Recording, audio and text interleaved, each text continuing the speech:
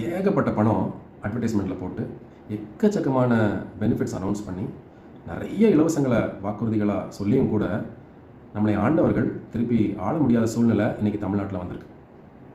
கவனிக்க வேண்டிய விஷயம் என்ன அப்படின்னு சொன்னால், இலவசங்களை மக்கள் ரிஜெக்ட் பண்ணலை, பெனிஃபிட்ஸை மக்கள் ரிஜெக்ட் பண்ணலை, ஆனால் ஆட்சியாளர்களை ரிஜெக்ட் பண்ணியிருக்காங்க. அப்போ மக்கள் மனசில் ஏதோ ஒரு தீராத வலி இருந்திருக்கு அப்படிங்கிறது தான் உண்மை. என்னுடைய பேசிக்ஸ் மீட் ஆகலையே அப்படிங்கிற அந்த கவலை தான் இந்த மாற்றத்துக்கு காரணமோ அப்படிங்கிறது என்னுடைய சந்தேகம். My roads are not good, குண்டும் குழியுமா இருக்குது. என் வீட்டுக்கு வர தண்ணி கலங்கலாக வருது. இபி ஆஃபீஸ்க்கு போனால், கவர்மெண்ட் ஆஃபீஸ்க்கு போனால், எந்த கவர்மெண்ட் ஆஃபீஸ்க்கு போனாலும் லஞ்சம் கேட்குறாங்க.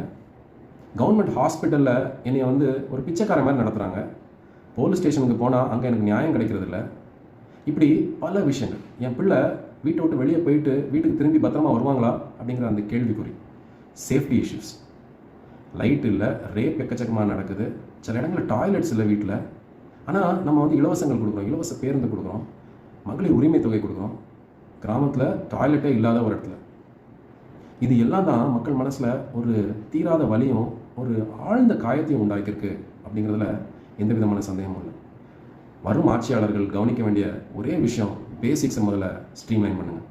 இந்த தண்ணி பிரச்சனை, இந்த ரோடு பிரச்சனை, இந்த எலக்ட்ரிசிட்டி பிரச்சனை, இந்த ஸ்கூலிங் பிரச்சனை, இந்த ஹாஸ்பிட்டல் பிரச்சனை, மக்கள் இனி 21ஆம் நூற்றாண்டில் இதை அனுபவிக்கக்கூடாது. உங்களுக்கு கடுமையான குடைச்சல் கொடுக்க போகிறாங்க எதிர்கட்சிகள். ஆனாலும் திடம் கொண்டு நீங்கள் கண்டிப்பாக இந்த நேர்த்தியாக செய்வீங்க அப்படிங்கிற நம்பிக்கையில் தான் மக்கள் உங்களுக்கு வாக்களிச்சிருக்காங்க. இதை செய்வீங்கிற நம்பிக்கை பெரும்பாலான மக்களுக்கு இருந்திருக்கு. 35% பேர் உங்களுக்கு வாக்களிச்சிருக்காங்க. நீங்கள் நியாயம் செய்வீங்க அப்படின்னு நம்புகிறோம். நன்றி.